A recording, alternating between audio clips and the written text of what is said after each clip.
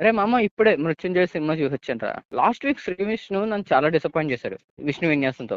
ఈసారి ఎలాగైనా కొడతాడు, హిట్ కొడతాడు. ఎందుకో ట్రైలర్ కూడా చాలా గ్రిప్పింగ్ ఉందని వెళ్ళి కూర్చున్నాను. సినిమా స్టార్ట్ అవడం చాలా స్లోగా స్టార్ట్ అవుతుంది. స్లోగా స్టార్ట్ అయినా సరే వన్స్ అలాగా అందుకుంటది మూవీ. ఇంటర్వెల్ బ్లాక్ వచ్చినప్పటికి టెక్నికల్ గా చాలా బాగుంది సినిమా. డైరెక్షన్ కానీ, మ్యూజిక్ కానీ, సినిమాటోగ్రఫీ కానీ, ఓవరాల్ గా ఆ ఇంటర్వెల్ బ్లాక్ సీక్వెన్స్ ఏదైతే ఉందో టేకింగ్ చాలా ఎక్సలెంట్ గా ఉంది. ఇంటర్వెల్ తర్వాత ఇంకా మొదలెడతాడు మనోడు క్లైమాక్స్ వరకు. ఇంకా సినిమా ఇంకా గ్రిప్పింగ్ ఎలిమెంట్స్ తోటి చాలా థ్రిల్లింగ్ ఉంటది. నాకు డైరెక్టర్ లో మెయిన్ నాకు ఇక్కడ ఏం బాగా నచ్చిందంటే క్రూ సెలెక్ట్ చేసుకునే విధానం బాగా నచ్చింది. సినిమాటోగ్రాఫర్ కానీ, ఆ మ్యూజిక్ డైరెక్టర్ కానీ, ఎడిటర్ కానీ, అంతగా అంత బాగా వచ్చింది సినిమా. మామ శ్రీ విష్ణు కామెడీ సినిమా అంటే ప్యాక్ ఆడేస్తాడు, కానీ ఇది వైట్ కాంట్రాస్ట్ థ్రిల్లర్ జానర్ కాబట్టి దీంట్లో తన పర్ఫార్మెన్స్ కి స్కోప్ ఉందా? ఒకవేళ ఉంటే ఎలా మెప్పించాడు? మనకి ఏంటంటే శ్రీ విష్ణు ఒక హ్యూమర్, ప్రతిసారి అతని హ్యూమర్ తో మనల్ని ఎప్పుడు ఎంటర్టైన్ చేస్తుంటాడు. అలవాటు అయిపోయింది మనకి. ఈసారి ఎలా ఉంటది బాబు, అసలే థ్రిల్లర్ జోన్ లోకి వెళ్తున్నాడు, ఆ హ్యూమర్ అనేది కనిపించదు, జనాలు యాక్సెప్ట్ చేస్తారా లేదా అనే డౌట్ తోనే నేను వెళ్ళాను.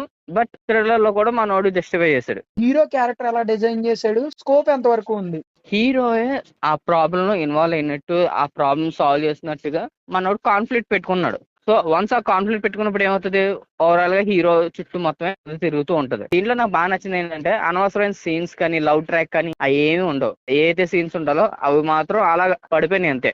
ఇలాంటి థ్రిల్లర్ సినిమాస్ లో పోలీస్ క్యారెక్టర్ అనేది కూడా ఇంపార్టెంట్ రోల్ ప్లే చేస్తుంది కదా. సో యాజ్ ఆఫ్ రెబాక్ కూడా ఈ సినిమాలో పోలీస్ క్యారెక్టర్ రోల్ వచ్చింది. సో దాన్ని బట్టే సినిమాకి తను ఎంత స్కోప్ వరకు యూజ్ అవుతుందో నీకు అర్థం అవుతుంది.